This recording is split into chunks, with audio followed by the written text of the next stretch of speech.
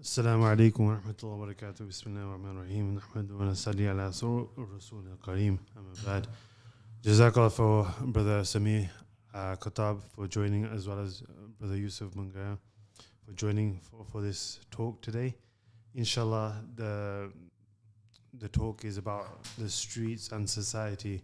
Now, this affects us all on every kind of level. From Brother Samir's, I'm going to let them introduce themselves, inshallah, and the background of the work they do, inshallah. But if we get the intros in, and then we can start discussing. Who wants to go first? Brother Yusuf? Sorry. Assalamu alaikum wa rahmatullahi wa barakatuh. Jazakallah khair for inviting me to the show.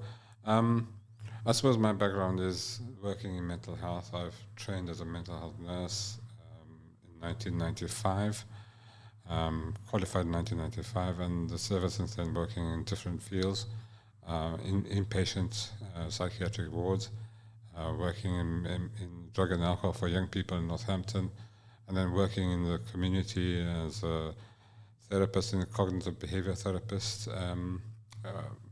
for the last 5, 6, 7 years, and recently just been working with the eating disorder service. So, 35 odd years of. MashaAllah, good vast experience then alhamdulillah. Brother Samir? Nearly my age, Yusuf. Alhamdulillah.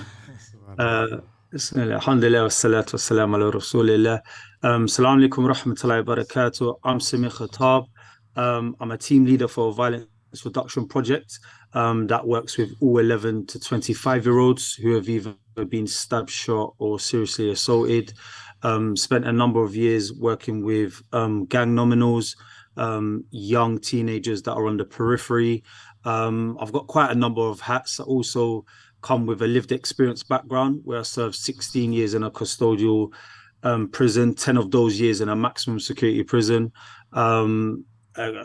Dubbed at one point a gang member myself, something that I challenged growing up, but yeah, by the Google definition, I guess I was.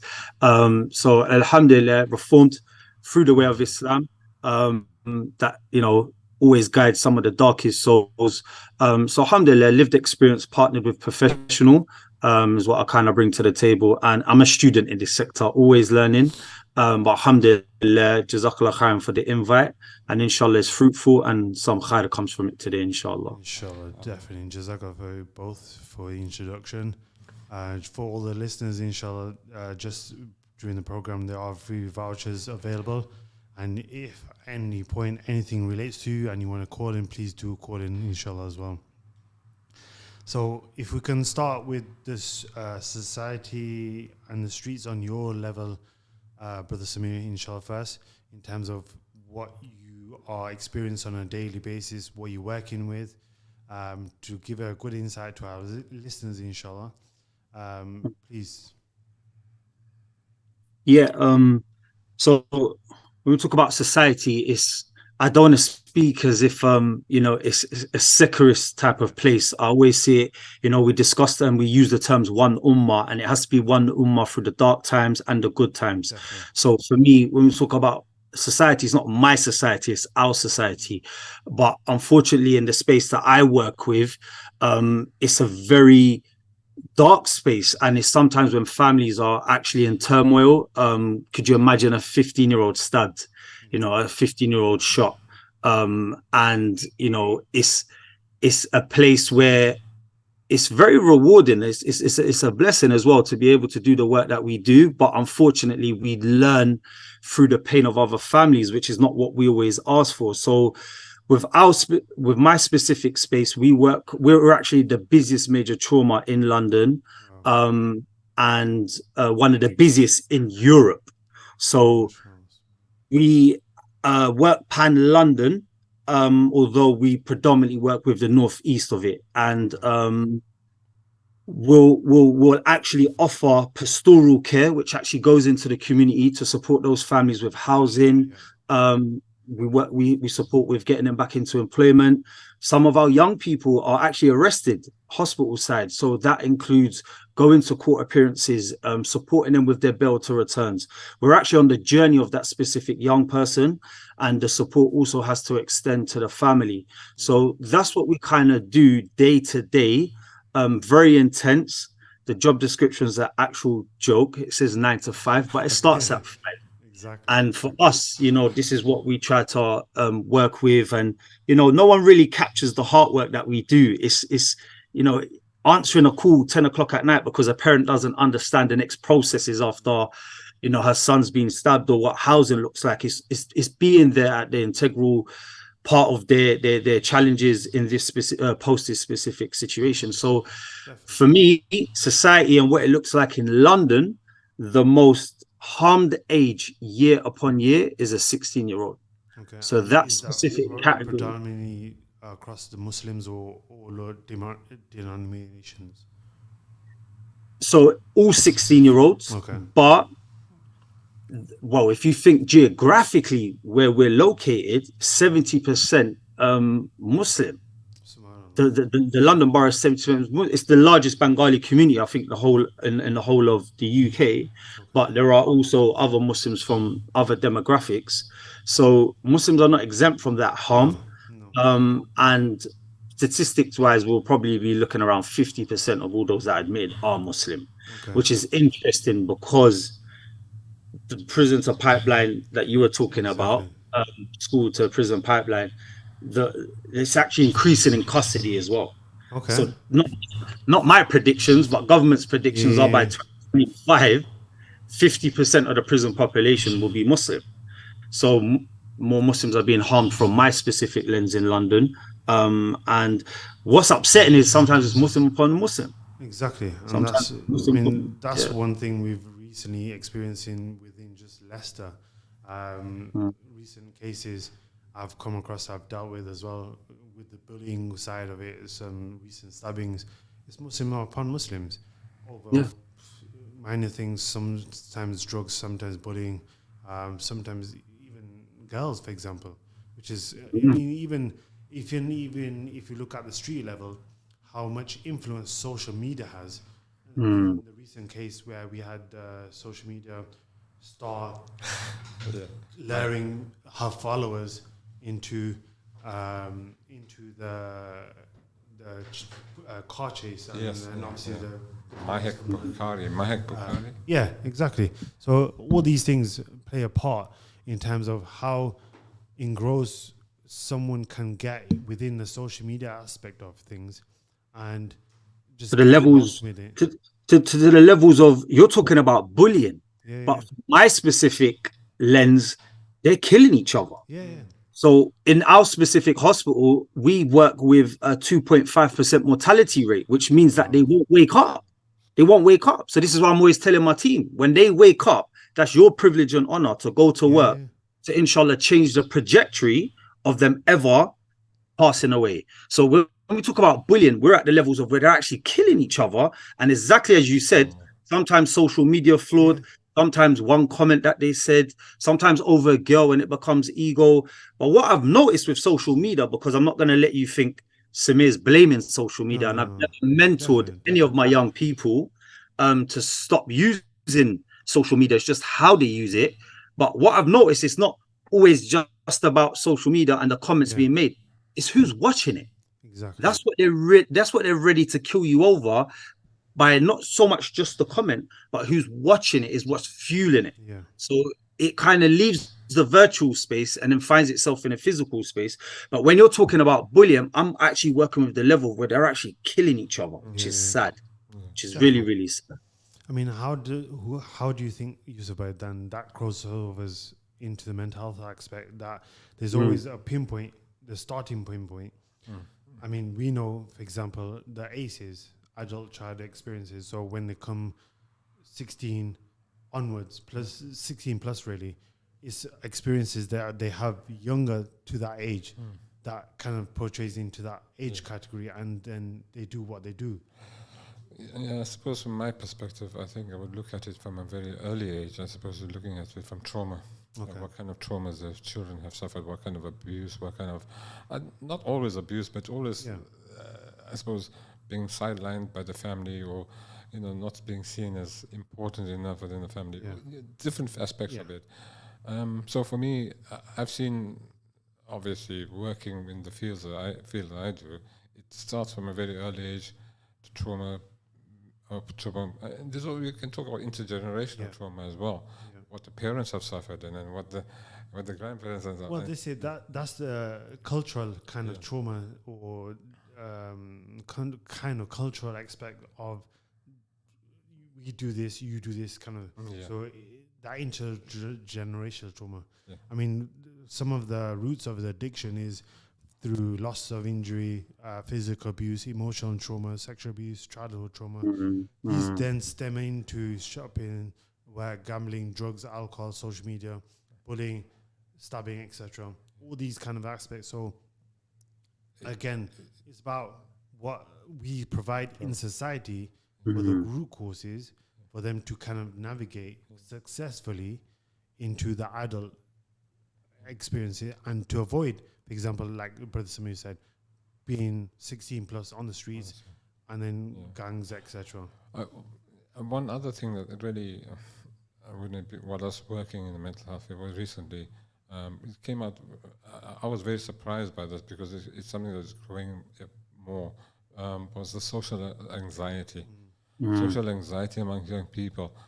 Something I hadn't seen for a long time. Something before I wouldn't experience a lot, but a lot of young people coming across as anxious, very socially isolated. Again, you could blame media, social media, all that. You could play games and all that TV stuff. But that's something that really struck me. And another interesting, again, talking about the Islamic perspective, is seeing young people, young men specifically, leaving Islam. Yeah. This is a trend that was starting to grow when I was just in the last few years of my working in my field. Before I went into eating disorders, is that young men will come to me and say, "Well, Islam, it doesn't work for me now, and I'm thinking of leaving it." And it was something that shocked me, which I hadn't seen before, we hadn't experienced before. And so these kind of things, the social anxiety, the trauma, religious affiliations, all these aspects that can have an impact on a young person, obviously. Because I've had a couple of recent cases like that, especially with the growing LGBTQ issue, where people are saying, one of my recent cases was a girl identifying herself as a boy. And then when you go into kind of science of it, there's only kind of two, XY or XX. So it's that, how can you kind of identify as a boy when you are this? They go quiet. So when you go onto, even Islamically, it can only be a boy or a girl, simple as. But I think that's the thing, that's the problem, is that they don't look at it the Islamically perspective, because I think, again, that's another thing, another area that we need to address, obviously, is that how much education do they have, and how affiliated are they to the masajids or to imams or who the scholars are. Yeah. I don't know how it is in Brother Samir's area in London. Maybe is there something that's Islamically, is there something that's happening that people can affiliate themselves to? Or what's the education like or level like back in London, Samir? It's Yusuf touched on some very, very good points there. Trauma, the fact that people are leaving Islam and haven't really experienced the latter part. In fact, I know 5 shahadas in the hospital space. I've been in the 3 years, and that's not me. That's not me opposing my beliefs on you. That's not what I do. But they've found solace and turned their life around with that. Facilitated with our local imam. So that's something that they were open to, and that was something I was just a vessel to be able to facilitate. But so the latter, there's 2 great points there. The one regarding trauma and the leaving of Islam. The one with trauma, and I think culturally we don't discuss it. So I'm so glad Yusuf actually mentioned it. And I don't even think young people are able to identify what even a trauma is. Yeah. They don't. And I have to be real with you. I'm getting old now, Yusuf. I'm catching up with you. And believe it or not, Yusuf, but I didn't know what trauma was until I got my professional role. So when I started working with young people, and you start working in a professional space, and my first office, you can imagine 16 years in prison, coming out, having to reprogram, having to know how smartphones work. I started working with these young people and I started to see their timeline. And then I was like, oh, so then what I done was mirror my timeline. And I went, oh, I had trauma here, trauma there, trauma there, trauma there, but never knew. So when my body is a vessel, when my body started to absorb all of these traumas, how did Khattab act it out? I acted out very violently. So some people are acting it out through alcohol, as we touched upon substance misuse. Some are actually linking it to, because it all stems from mental health, whether it goes down the throats of the people or not. Some people, gender reassignment. So when you're trying to look for it, whether it's LGBT, whatever it is, that's another conversation in my humble opinion. But whatever is triggering them to find solace, for them to accuse it not finding it in Islam, it would come back to exactly what Yusuf said when he said about the gap between the youth and the masjid. It's getting bigger and bigger and bigger. And I'll give you an example. Yeah, definitely. In London, and I won't name and shame the borough, 32 London boroughs, 33 if you want to count central London. One specific, and I'm Southeast London, just so people know, I'm from Lewisham. So one specific young person came. We're very proud of our man. We love him. Very proactive with the youth and the adults, Imam Shakil. And he had somebody come visit him. And he said, excuse me, I'd like to take my Shahada. I'm from another side of London. So Imam goes to him, you have masjids over here, there. Why have you come so far? And he said this, and this will sum it up. He said, the Imam said, book an appointment. Oh, book an appointment. This is where we're at today. So for somebody who wants to take their Shahada and your response is to book an appointment, kind of capsulizes where we are with our youth. Well, so with our youth, you don't need to sound like Samir or have a silver tooth. That's not what we're saying here. What we're saying is there's a clear gap between communication of our local leaders, who we should respect, but there's a disconnect between young people and the masjid. What does the masjid even look like? We're not even making it welcoming. People actually think that Islam's restrictive when we know it's protective, and it's about young people buying into that, because this generation now, what I call the fingertip generation, they want everything yesterday, and that's just not what it's about. And I think Islam doesn't need no defense. You don't need to be sold it. You need to submit to it. And when you submit to it, then you start to see it. And how do we get young people buying into that? So what we're actually doing here, we team up with Aki Ayman. I manage the inbox. We notice a lot of young people actually saying, I pray, I fast, I do all my good deeds, but I'm still sinning like a madman, like they're saying. They're still sinning. And it's like, sometimes there's a clear recipe kind of diversion you could just tap into, and there might be a void in some area. And I think what we don't do, and it's something I suffered from as a teenager, it's my own syndrome. It's called "it will never happen to me" syndrome. And I think young people think it will never happen to them. And I think what works for a lot of young people, which is hard, and how do we deliver that message, is reminding ourselves of the akhirah, reminding ourselves of death.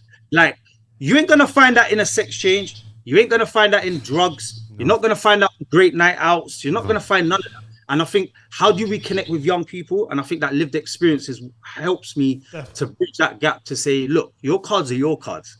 I can't come in and say, look, I'm a bad boy. I've done 16 years in jail. Like, that's not what this is about. It's about them appreciating that I'm telling you how to tie your laces because I've walked in them. Do you know what I'm saying? Exactly. So for us in London, I don't really see the latter part of what Yusuf was saying. Probably does happen though. But what we're noticing as well is those traumas that are being identified or even being understood. Not even being. I think there's a need for, generally, we talk about mental health for many years on the radio. I've heard so many radio shows about mental health. And I think we really need to educate ourselves as a community about what trauma is. And I suppose parents, grandparents, parents especially need to know about this. What is trauma? What is it? And how it's affecting people on a day-to-day basis? How to identify? I think we have to move on from the stage of talking and to start looking at more that's the biggest point you mentioned, and it goes in both categories for Samir as well as the mental health field, where education starts from home. Yeah, because nowadays, it's like back in nowadays, is that okay? You know, you do this when you go older, or when you go out of the house. Nowadays, everyone really eyes on the school of madrasa. Hold on, they only spend certain hours, especially with madrasa. Is you just go there, you learn. You can't.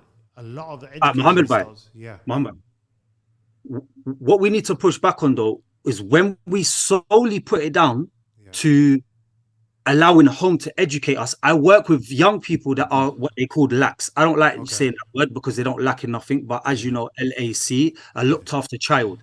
So some of the young people that I look after don't have no mum and dad. And this is why we need to adopt that one ummah throughout our life and kind of not just treating it as long as my household is fine, then we're good. Now, it's an African proverb, and I don't care how cliche it is, but it says it takes a village to raise a child. Absolutely. Right? But we're not a village. We're not. Let's not pretend. As long as my children are fine and going to university, your doors don't really matter to me. Now, we know traditionally that hadith says your next door neighbor is 40 doors to the right, 40 doors to the left. Absolutely. So that is also to adopt that community approach. That if somebody, what was Prophet ﷺ? Was Prophet ﷺ an orphan? Is it an orphan? So who's going to teach him if he didn't even have no stability? Exactly. Yeah. So some people can't always be taught at home. And I grew up in a dysfunctional family with no father. My mum experienced domestic violence. I was put into foster care. So I need to ask you. So who's teaching me at home then, Mohammed? Who's teaching me at home? And when I go to the masjid, because I'm supposed to at least go on Jummah, people like Mohammed to catch me and engage with me. It's people like Yusuf to take me aside and to engage with me, whether we're having a coffee or just speaking about life, right? Absolutely. So I may not always get, you make a very valid point, by the way, education definitely starts at home. The mothers are the shepherds, the fathers play their role, the sexes are not here to compete with each other, here to complement each other. But we have to talk about those that don't have a mum and dad, and they, you know, you're supposed to be educated at home because they may not have it at home. We need to discuss that part as well. Well, this is and good thing you brought that, because that where we can kind of think, okay, we know there's a lot of children in the system because of broken homes or no family members, etc. So what are we doing to reach them in society? And navigate them? So these are a lot of issues we need to address within, because there's a lot of Muslims within all these avenues. So where do we start? You know, we need to kind of facilitate somehow. I think also we need to, I suppose, in order to address that, I think we need to we have our young people have to be educated, our adults have to be educated into that. So working in those fields, like you know, Brother Samir, alhamdulillah, is working in that field. He come from the lived experience, but he's now in that field. So we need more people. You know, we're going into business studies and computers and all that, but why are we not going into this? And this is my biggest bugbear has been for years and years. I was lonely working in mental health in the field. Nobody else was working in the field. Now to understand this, a lot of people now there's people coming through. But I suppose we need to start adopting and developing our social aspects of our. Besides being a doctor, right? We accountants and doctors. We need them. Alhamdulillah, they're good. But there's an area that's lacking. And this brother Samir brought it up beautifully. This is where we need to be spending. And this is why I say we talk about mental health. But we're not going into those fields. No.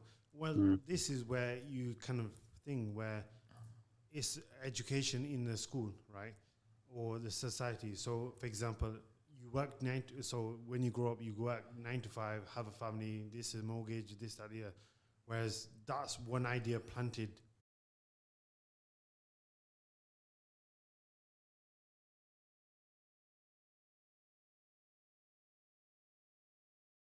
Car, have the newest fashions are lost within that avenue, because I mean, last I heard, I mean, some of the biggest drug dealers are Muslims. Unfortunately, yeah, and that's a fact. We can't shy away from that. We have to be honest. We have to be honest and say those sheep exist in our community, and that's sad to say. But you're sad truth. But talking about the appealing aspect is, quick money is not always long money. No, Quick money is not always long money. And for me to speak to a trapper or somebody pushing, 40, 50 grand of drugs a month, he's not going to hear haram and halal. No. He's not going to hear that because his body's not connected yet. Yeah. So how do we start? But when we look at it, you're actually taking more losses than you are wins, right? And and I know in the specific choices of wanting to sell drugs, there's a hierarchy. So even if we start from the bottom and we look at what young people are actually earning, you're actually better off with minimum wage. And you're safer doing that. You have stability. You're building. Your character references are building as well. Your CV's building. Your experience is building. And if you compete with how much you actually make a day, but in the mind of a young person, like, what are you talking about, fam? Like, I make like £100 a day. Like, that's £700 at the end of the week. And you're like, but you do 24 hours a day. Yeah, exactly. So you're earning about £7.50 per hour. It's not making no sense. Do the calculation, and they scratch their head, and it's like, who's going to get them to shift that thinking? And then you go up the scale, and you actually chatting to like the 22, 23-year-olds, and they're like, yeah, but fam, man made like £2,000 this month. I'm like, but you've already got 2 prison sentences under your belt, my friend. Exactly. So like, then you go further up, and then they will have somebody. They always have somebody to challenge you, and they'll say, but XYZ is in a certain place. And I said, well, hold on. Let me even grant you that. You like his Range Rover? Is he on his own house? Has he got his own village back at home? Go look at his CV. Look where he is. See if he's even happy. And I guarantee you, there's always a place where they're either an informant, where they've sold their soul, or they're at a certain place where they are. And even if you kept it real in the hood, even if I give you that visa, even if I done that, brother, are we going to take him as the lottery? What is he? 1 in 100,000 in our community. Exactly. So even if you name him as you're never going to win, because the haram road is never going to take you to the quick road. And what I would say is, even if there are people watching this saying, you know what, I've made a good career. I've been ducking and diving. I'm okay. And I've been a cancer to my community. Yeah. I guarantee you, you're not happy with that face in your bedroom. Your mental health is 100% impacted. So even if you tell me, it's the biggest thing, and there's no price on your health, none whatsoever. And that's when we look at the hadith. Harming one is like, hurting. When one part of your body hurts, the whole body hurts. So by harming, and Muslims selling drugs to other Muslims, absolutely destroying families, destroying another Muslim, whereas you're meant to be helping the Muslims. So Islam teaches that you help, not destroy one another. Even friends or family wise, we see it predominantly within the mental health field. Within the CBT section, you'll probably have, my family member, this, that, the other. So one of the biggest things that I've noticed, that as long as we educate ourselves on our behaviors or our personalities, easily we can take those personality tests and understand. I mean, a lot of Muslims have protective characteristics, neurodiversity, autism, ADHD, all these kind of issues, but we're not happy to address that. Yeah, I think you're absolutely right. I think it starts from early childhood. So I worked in mental health fields for many years, and then so it's about educating our young people. First of all, so how do we do that? How do we teach them that first of all, how do they understand that they got ADHD? No, because how they won't know. They won't know. I didn't know for many years. About ADHD. Until it started becoming more popularized. We want the young people to be starting to be given the right informed choices. Yeah? So that they get, okay, I got ADHD. What does that do? What does that have? How does that affect me? What can I do to manage to navigate themselves better as well. So able to navigate. So empower them. I suppose we young people empower them as well. Exactly. The other second one point I want to also add to this is that we need to also start to look at how we get our community to become more engaged in dawah work, but not just dawah work, but in what do you say, volunteering. Volunteering your services, volunteering your help. This is the one way you can connect with the community. We have some beautiful organizations here with lots of volunteers, Ansar and people like that. Brilliant people who are working in volunteer fields, but they give the time, and that's one thing we don't do enough of. I think in our community, in my own view, we don't give our time to our community. By volunteering, you're just helping somebody else with no intention of getting anything. Because the work we do, I mean, I know from when I started real projects, on the back of my own experience, it was for the sake of Allah, helping others. Yeah. That's what I've experienced, and the fail, obviously, working in prison as an imam, coming out in the community work, and people on probation. Yeah. Previous experiences working in hospital as well. So you kind of have that idea of what people are going through, the journey of life, and this is what the school to prison pipeline. Me and Brother Samir were talking about. It starts by sending out. So pre 2000 was a different story to how it is post 2000. Nowadays, you sent out a class and then detention, isolation, temporary exclusion, permanent, and then that's when other people come into that fold because they're finding you. You look, come and chill with us, kind of thing. Here, new phone, new pair of shoes. But this is where we need to intervene. This is where we, as a community, need to intervene. At that point, we should be having volunteer organizers, volunteer people like some people with experiences as well, to come in and say, hang on, I can help you. I'm there. This is a service that we're going to offer. This is what we're going to do. This is what you don't depend on the statutory services. We cannot depend on them because we absolutely. I mean, if anyone can relate to this, the number to call in is 0116 4822 and the WhatsApp number is 07748 855 055. Again, there is vouchers to be won for free drinks and free food. Please call in or please text in. So one of the things that we can link with society and the streets is there's a lot of influences and now we know there's a lot of social media influences considering back 20 years ago when there was nothing to be heard of.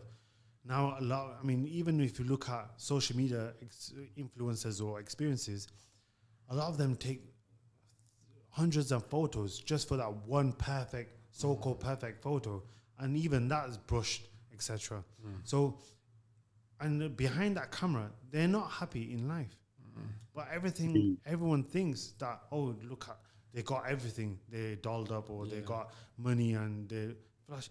That's all for show. But we are so engrossed in scrolling.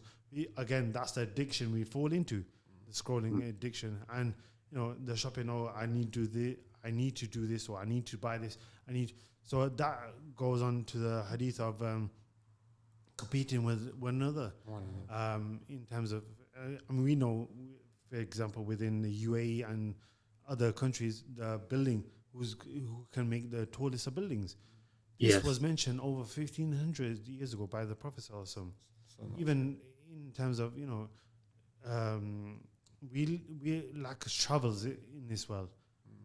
We don't know when we're gonna die, how long we're gonna live. So if someone was given, okay, this is your date, you're gonna die on the 31st of December 2025. I've got another year or so to sin, and then last few days I'll make tawbah. Fair do, but we do not have that timeline. We're here today. We're going to be gone tomorrow. Also, Mohammed, we kind of have that a lot as well in our community, especially amongst the shabab, amongst the youth. And not only do you not have that timeline, you're actually plotting and planning against Allah subhanahu wa ta'ala. You do not have a life where I will commit sins up until I'm 30 and then I'll fix up and make tawbah. This is plotting against Allah. To say I'm going to live the life that I want to live, whether it's zina, whether it's drugs, whatever it may be, right? And then I'm going to fix up. This is plotting against, you're planning against Allah subhanahu wa ta'ala, That's not the correct approach. No, so there's one that can sin and he makes tawbah. Yeah, January makes Toba, and there's different categories, and there's actually conditions with Toba. That's another conversation. But not only do they not have the timeline, they also have a wrong approach, which is actually, if you think about that concept there, to be able to say to yourself, I'm gonna sin till I'm 30, and then I'm gonna, put on the hijab, or I'm gonna start to fix up. No, this is plotting against Allah, and you might not have that ending. So you have to be mindful. Not only do you not have that timeline, you're also plotting against Allah, and and that's why it falls into the mental health field of its responsibility, what you can control, what you can't control. So you touched upon Mohammed neurodiversities, and the school to prison pipeline.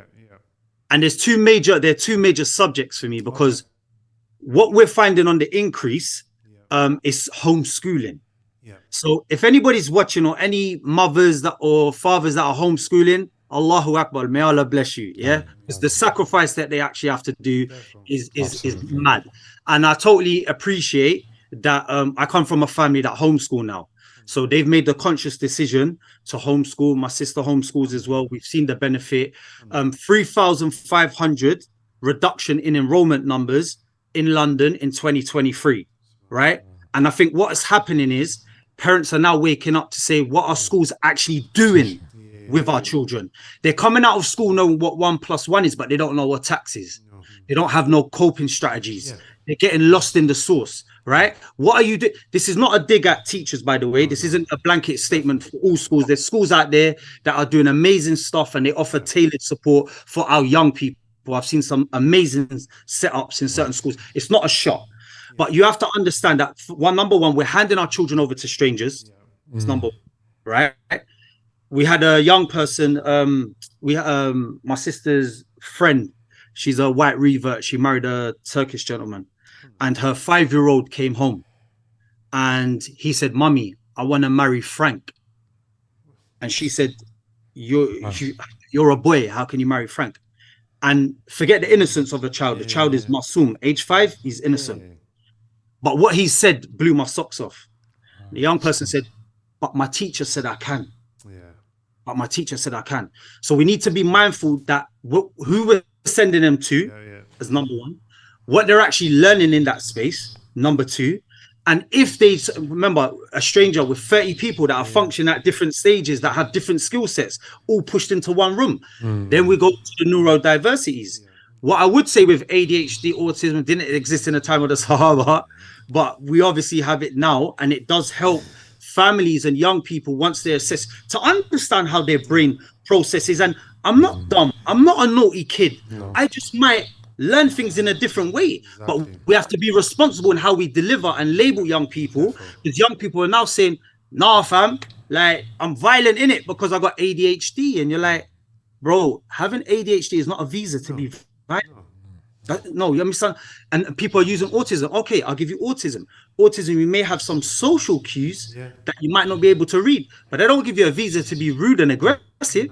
And then you start seeing young people have these labels, how they're giving it. I don't always think it's responsible. And I love what Yusuf said. He said, and we shouldn't be relying on statutory services.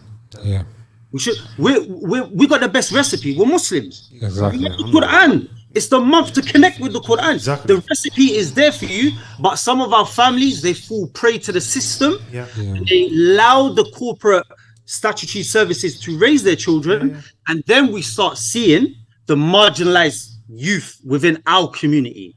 So Yusuf Bais hit the nail on the head, so to speak, and he said, do not rely on statutory services, but sometimes our mothers and our fathers do. Unfortunately. And it's funny if you touched on that, because, for example, especially in Ramadan, recent event this Ramadan, what happened on this Avenue Road, it's like people say, oh, it's shaitan, but hold on, shaitans, and this falls into the habits, so the growth mindset. So when we so used to doing something particular thing, it becomes habitual.